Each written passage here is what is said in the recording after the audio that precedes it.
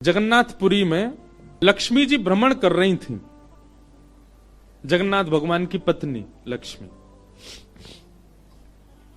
और पूरे पुरी क्षेत्र में भ्रमण करते करते उन्होंने देखा कि मैं किस पर कृपा करूं। तो सबसे पहले लक्ष्मी जी गई अर्चकों के पास, जो जगन्नाथ जी को उठाते, सुलाते, खिलाते, नहलाते, भोजन प्रसाद कराते। बोले ये अर्चक हैं, पहले अर्चकों को देखें, इनके यहां किसी परिवार में अगर हमको कृपा करनी हो तो लक्ष्मी जी सब अर्चकों के घर में गई। देखा महाराज सूर्य उदय हो गया, ये तो अभी सो ही रहे हैं, ना आचार विचार शुद्ध, ना खान पान की शुद्धि। लक्ष्मी जी ने देखा महाराज सबरे पुजारी, अर्चक, साधक लेट लेट तक सो रहे हैं, ना आचार विचार शुद्ध, ना खान पान की शुद्धि, ना वस्त्रादि धुले हुए, एक ही वस्त्र हैं, 5-5 दिन तक उन्हीं को पहनने हैं। लक्ष्मी जी बोली ये मेरे रहने लायक स्थान नहीं है, इसको यहां नहीं आऊंगी मैं। और तभी लक्ष्मी जी ने आगे जाकर के देखा कि वह परिवार जिनको झाड़ू लगाने की सेवा थी, नाली आदि साफ करने की सेवा थी, जिनको मंदिर में प्रवेश तक नहीं करने दिया जाता, उनके घर में गोबर का चौका, सब ब्रह्म मुहूर्त में उठ गए हैं, तुलसी जी को जल दे रहे हैं, घर में बिल्कुल शुद्ध भोजन बन रहा है, आचार विचार की शुद्धि, हाथ स्वच्छ हैं, पैर बच, जन्म से उनकी जाति कहीं ऊंची नहीं है, लेकिन बाकी सब कुछ उनका स्वस्थ था, बिल्कुल शुद्ध था। लक्ष्मी जी की कृपा चाहते हैं ना, पवित्र रहना प्रारंभ कर दो। लक्ष्मी जी को पवित्रता बहुत प्रिय है। लक्ष्मी जी बोली ये अच्छी है, इसके यहां मैं जाऊंगी। लक्ष्मी जी प्रत्यक्ष प्रकट हो गई उनके घर में जाकर के। अब वे तो बेचारे छोटे मोटे लोग, बेचारे ज्यादा धनवान तो थे नहीं। उन्होंने जब देखा कि अत्यंत गहने पहन रखे हैं, ऐसी मधुर सुगंधी आ रही है, रूप देख करके नेत्रों के पलक नहीं झपके जा रहे, सबने दंडवत प्रणाम किया। बोले आपका परिचय? बोले हम जगन्नाथ जी की गृहिणी हैं, साक्षात लक्ष्मी। वे सब घर के लोग, अरे हमारे घर का तो जल भी आपके स्पर्श योग्य नहीं है, हम तो ऐसे लोग हैं, हम तो नीचे लोग हैं। ये लक्ष्मी जी बोली ये सब बात नहीं करो, हम लोग ठाकुर जी ये सब विचार नहीं करते। तुम्हारा आचरण देखो कितना शुद्ध, तुम्हारे व्यवहार कितना शुद्ध, तुम्हारी बुद्धि कितनी शुद्ध है। और सुनो, चौकी लगाओ, जो भी घर में बना है प्रत्यक्ष थाल में पधराओ, हम तुम्हारे यहां प्रसाद पा करके जाएंगे। पूरा घर भाव विवल हो गया, सबके नेत्रों में आंसू, साक्षात लक्ष्मी जी आई हैं। सबने पवाया। लक्ष्मी जी प्रेम से प्रसाद पा रही थीं। तभी जगन्नाथ जी के बगल में ही विराजती हैं सुभद्रा जी, सुभद्रा जी के बगल में विराजते हैं श्री बलराम जी।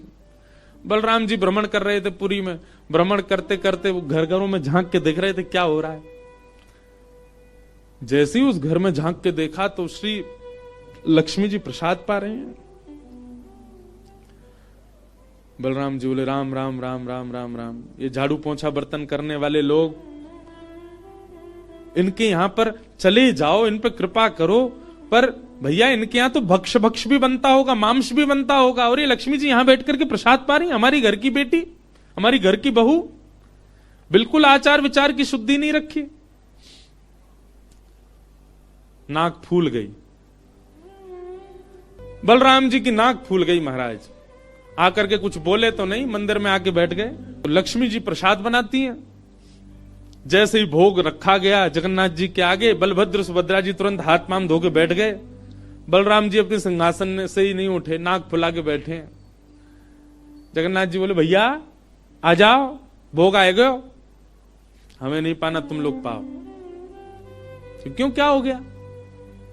अब क्या बोले, अब तो सब आचार विचार सब खत्म हो चुका है। परमात्मा होते हुए भी हमारे यहां आचार विचार नहीं चल रहा है, तो फिर इंसान क्या आचार विचार का पालन करेगा? जगन्नाथ जी बोले भाई कोई बात पे बुरा मान गए जे, तो इनसे बात करें। जगन्नाथ जी गए, भैया कहा भयो, आप इतने उदास क्यों, इतने नाराज क्यों? सब बात बताई बलराम जी ने। बोले लक्ष्मी जी आज सुबह सुबह एक ऐसे के घर में गई और वहां जाके प्रसाद पा रही थी, बिल्कुल विचार नहीं किया, कहां शुद्धता कहां अपवित्रता। हम तो इनके हाथ का बना भोजन नहीं करेंगे।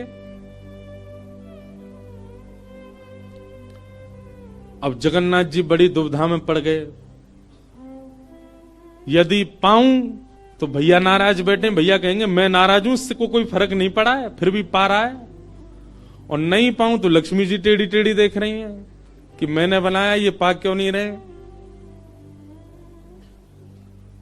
जगन्नाथ जी बोले लक्ष्मी जी को तो मना लिया जाएगा बाद में, पर ये नहीं माने ना, ये तो शेषनाग हैं, इनको ज्यादा ही क्रोध आ गया तो जोर से सिर हिला देंगे, प्रलय और हो जाएगा। जगन्नाथ जी ने लक्ष्मी जी से कहा देखो भैया नहीं पा रहे तो हम भी नहीं पाएंगे। लक्ष्मी जी बोले कोई बात नहीं। एक दिन नहीं पाया, दूसरे दिन फिर लक्ष्मी जी ने बनाया, फिर नहीं पाया, तीसरे दिन फिर लक्ष्मी जी ने प्रसाद पधराया, फिर नहीं पाया। तो लक्ष्मी जी बोली भाई कोई बात है तो हमसे बोलो सीधे, ये प्रसाद रोज छोड़ देना ये कैसा तरीका है आपका नाराज होने का। कहीं बलराम जी बोलते हुए सुन लिए लक्ष्मी जी ने कि भाई इनके हाथ का बना हम नहीं पाएंगे। लक्ष्मी जी ने जाकर के जगन्नाथ जी से कहा देखो संपूर्ण जगन्नाथपुरी में प्रसाद बनाने की सेवा हमारी, और आपके भैया कह रहे हैं कि हमारे हाथ का बना पाएंगे नहीं। जब हमारी सेवा लेनी नहीं तो फिर हम यहां क्यों रहें, इसलिए आप हमको आज्ञा दें। अब हम जहां हमारा सुख है हम वहां चले जाते हैं, हम चले जाते हैं श्री क्षेत्र से। जगन्नाथ प्रभु कुछ, अच्छा जगन्नाथ जी को भी लीला करनी है इसलिए वो कुछ नहीं बोले। अब कुछ नहीं बोले तो लक्ष्मी जी समझ गई, बोले मौन मतलब हां ही होता है। लक्ष्मी जी बोले ठीक है आप लोग शयन करो, रात्रि का समय, बलभद्र सुभद्रा जगन्नाथ जी के कपाट बंद हो गए। लक्ष्मी जी बोली अब हम जा रही हैं, और मंदिर से श्री लक्ष्मी जी चली गई। प्रातः काल ब्रह्म मुहूर्त का समय हुआ। महाराज जगन्नाथ जी बलराम जी जैसे ही उठे तो क्या पाया, नीचे फर्श पे पड़े थे। कहां सोने के सिंहासन पर सोते थे, सोने के बिस्तर पर सोते थे, बढ़िया लत्ता पहन के रहते थे, गले में स्वर्ण की मालाएं, हाथ में स्वर्ण के कड़ूला, पाम में स्वर्ण के कड़ूला आदि सब पहन के सोते थे। लेकिन लक्ष्मी चली गई तो सब चला गया। सवेरे उठे तो फर्श पे पड़े थे। बलराम जी बोले लाला जी कहा है वो, हमारे सिंहासन वगैरह कहां चले गए। ठाकुर जी बोले लक्ष्मी जी चली गई ना, लक्ष्मी तो मतलब सब होता है। बलराम जी ने अपनी तिजोरी जाकर के खोली, सबरे वस्त्र चले गए, आभूषण चले गए, सब आयुध चले गए, फटे पुराने मैले कुचैले बिना धुले महीनों के सालों के वस्त्र पड़े थे। और यही होता है, लक्ष्मी जाती है तो यही रह जाता है। लेकिन बलराम जी भी अपनी पूरी उसमें थे, बोले कि हम भी कुछ नहीं कहेंगे, ठीक है जैसे हैं वैसे रह लेंगे, कोई लक्ष्मी जी के जाने से हम पे फर्क थोड़ी पड़ रहा है। चल लाला भोजन को समय है, क्यों प्रसाद पामे। ठाकुर जी बोले कैसे प्रसाद पाएंगे, प्रसाद तो लक्ष्मी बनाती है, लक्ष्मी चली गई, खुद ही बनाना पड़ेगा। बोले हाँ हाँ तो हम पे कोई बनावी कमी, हम दोनों मिलके बनाएंगे। कृष्ण बलराम दोनों गए रसोई घर में, जाकर के देखा तो महाराज वहां से अन्न दाल चावल सब चले गए, क्यों सब लक्ष्मी से ही आते हैं। कहां तक कहें चूल्हा जलाने की लकड़ी भी नहीं बची, वो भी लक्ष्मी से ही आती है। लक्ष्मी गई और सारी श्री लेकर के चली गई अपने साथ। अब तो दर्शनार्थी आने बंद हो गए, क्यों मंदिर की श्री भी चली गई। जगन्नाथ जी और बलराम जी चुपचाप बैठे हैं अपने सिंहासन पर, भूखे प्यासे बेचारे आंख बाहर निकल आई। बलराम जी बोले लाला, बोले हाँ 2 दिन है गए लाला, भोजन ना एक कियो, और 2 दिन पहले गुस्सा में ना एक कियो, 4 दिन है गए, और कछु है भी ना कहा करें। देखो इस बात को कोई ऐसे मत ले लेना, लोग सोचने वाले यूं भी लेते हैं, बताओ महाराज जी कुछ भी बोल रहे हैं, वो साक्षात ब्रह्म है। लक्ष्मी जाने से उन पर कोई प्रभाव पड़ेगा? लक्ष्मी जाने से कोई प्रभाव नहीं पड़ता ठाकुर जी पर ठाकुर जी बलराम जी को भी बताना चाह रहे हैं कि भाई किसी को हेय दृष्टि से मत देखो, उसी के लिए पूरी लीला हो रही है। ठाकुर जी बोले दाऊ दादा एक काम है सके, बोले कहा। बोले समुद्र के किनारे स्वर्ग आश्रम है जहां पर लोगों की अंत्येष्टि होती है। बोले हाँ, मैंने एक बार देखा था वहां पे लोग कटोरा लिए बैठे रहते हैं और उनको कुछ ना कुछ मिल ही जाता है। आपकी आज्ञा हो तो वहीं चलें, कछु तो मिल जाएगा। लाला पूरी दुनिया काकेगी, बताओ कृष्ण बलराम क्या कर रहे हैं ये। बोले ऐसे थोड़ी जाएंगे, रूप बदल के चलेंगे, कछु तो मिलेगा, पेट तो नहीं भरेगा हमारा। लक्ष्मी जी तो आएंगी नहीं, नाराज होकर चली गई। बलराम जी बोले हाँ हाँ जान दे, ये बहू के बड़े नखरे हैं, चली गई तो काम का भूखे रहेंगे, चल लाला मेहनत करके उद्यम करके भिक्षा मांग के पालेंगे। और श्री कृष्ण बलराम दोनों छोटे से बालक का रूप धारण करके गए और स्वर्ग आश्रम के बाहर कटोरा लेके बैठ गए, कोई कुछ तो दे जाएगा। ठाकुर जी और बलराम जी अपनी झोली फैला के जय जगन्नाथ जय जगन्नाथ, मैया तेरा भला हो कुछ दो। और कोई कुछ नहीं दे। एक ने तो डांट दिया, बोले हे छोटे बालकों क्या करते हो, विद्यालय जाया करो, पढ़ाई लिखाई किया करो, क्या बचपन में आके बैठ गए हो यहाँ पे। बलराम जी बोले लाला ही तो बहुत डांट रही है। ठाकुर जी मनी मन कहें और कर लो अपमान लक्ष्मी जी का। इतने में ही एक महात्मा आए, उन पर धन तो था नहीं, उनके पास में बस मूड़ी थी, महात्मा जी के पास भेल थी, भेल। ठाकुर जी ऐसे झोली फैला के बैठे, बलराम जी भी। तो महात्मा जी ने क्या किया, ऐसे करके लो बच्चों लो पालो, पेट भर लो। बलराम जी बोले लाला एक समय को भोजन तो मिल ही गयो। ठाकुर जी बलराम जी दोनों खुश हुए। लक्ष्मी जी ने दूर से देखा, ए पवन देव जोर से बहना प्रारंभ करो। ऐसी जोर की हवा चली महाराज, सबरी मूड़ी उड़ गई। बलराम जी और ठाकुर जी पीछे पीछे भागे, मूड़ी सबरी उड़ गई।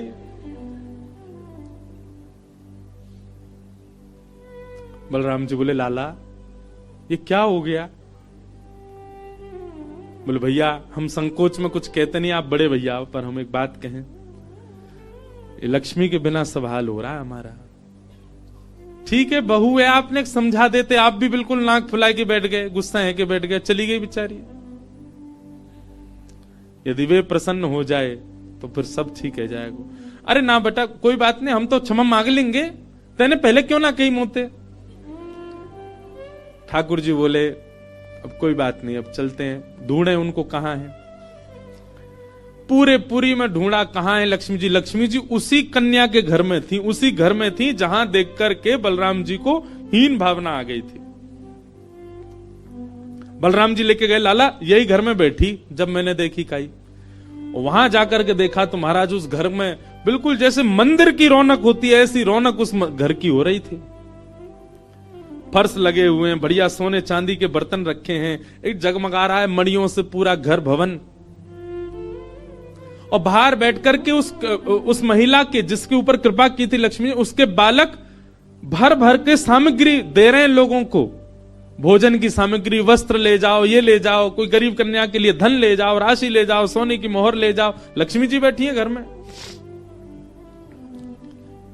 ठाकुर जी बोले अब लक्ष्मी जी तो नाराज हैं, भैया एक काम करें हम भी लाइन में लग जाएं, कछु मांग लें, लेके चल दें। जैसे ही ठाकुर जी और बलराम जी लगे कतार में, भीतर से लक्ष्मी जी को देख के दया आ गई। मेरे प्राणनाथ ये चाहे तो सर्वसमर्थ हैं, परंतु बलराम जी को बताने के लिए पूरी लीला कर रहे हैं। लक्ष्मी जी तुरंत बाहर आई और दोनों को इशारा किया, आप लोग इधर आओ।